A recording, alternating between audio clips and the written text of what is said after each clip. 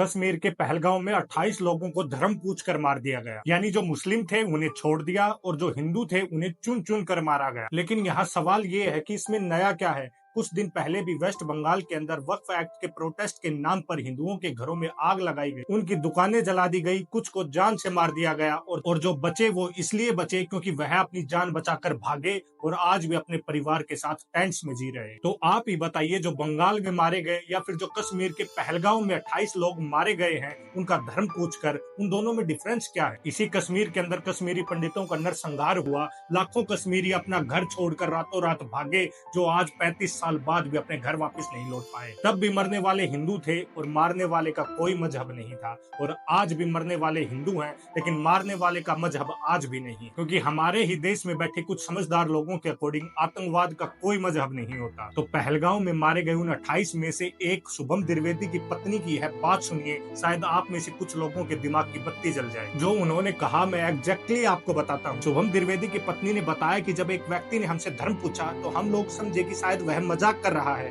और हम हंसने लगे। इसी दौरान मैंने कहा भैया हम मुसलमान नहीं हैं, मेरा इतना ही कहना था कि उसने बंदूक निकाली और मेरे पति के सर में गोली मार दी। अगर ये सच सुनने के बाद भी किसी को लगता है कि आतंकवाद का कोई मजहब नहीं होता, तो वो लोग भी इन 28 परिवारों के उतने ही गुनहगार हैं जितने कि वो आतंकवादी। इसलिए जिन लोगों को इस्लाम से प्यार है या फिर वो लोग जो इस्लाम को मानते हैं, वह आज सामने आए और जोर से चिल्लाकर चित्कार करके कहे हाँ, 28 हिंदुओं को मारने वाले आतंकवादी मुसलमान थे और उन्होंने निर्दोष निहत्थे मासूम हिंदुओं को इसलिए मारा क्योंकि उन्हें लगता है कि काफिरों को मारने से जन्नत मिलती है। अब अगर आपको लगता है कि पूरा देश इस आतंकी हमले के बाद शोक में डूबा हुआ है और हम यहाँ बैठकर इस वीडियो के अंदर धर्म और मजहब की बातें क्यों कर रहे हैं, तो जरा इस वीडियो में सुनिए पाकिस्तान आर्मी का चीफ आसिम मुनीर 16 अप्रैल यानी इस आतंकी हमले से 5-6 दिन पहले क्या कह रहा था। पाकिस्तान की कहानी अपने बच्चों को जो है आपने जरूर सुनानी है ताकि वो पाकिस्तान की कहानी ना भूलें। Well, our forefathers they thought that we are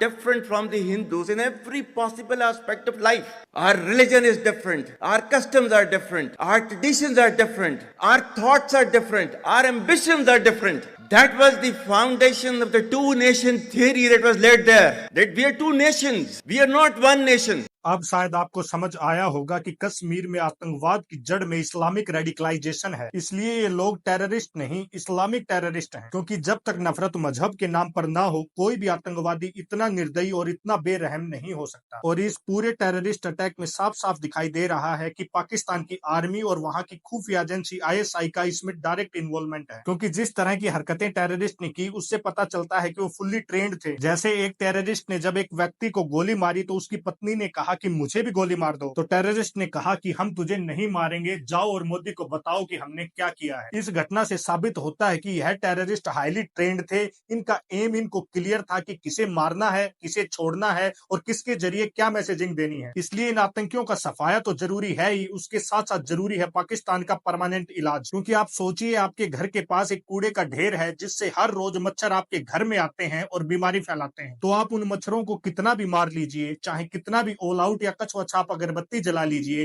वो मच्छर तब तक खत्म नहीं होंगे जब तक वह कूड़े का ढेर वहां है। तो शायद अब टाइम आ गया है कि पाकिस्तान रूपी कूड़े के ढेर में आग लगा दी जाए, वरना जो आतंकी मच्छर पाकिस्तान पैदा कर रहा है उससे हमें डेंगू और मलेरिया होता रहेगा।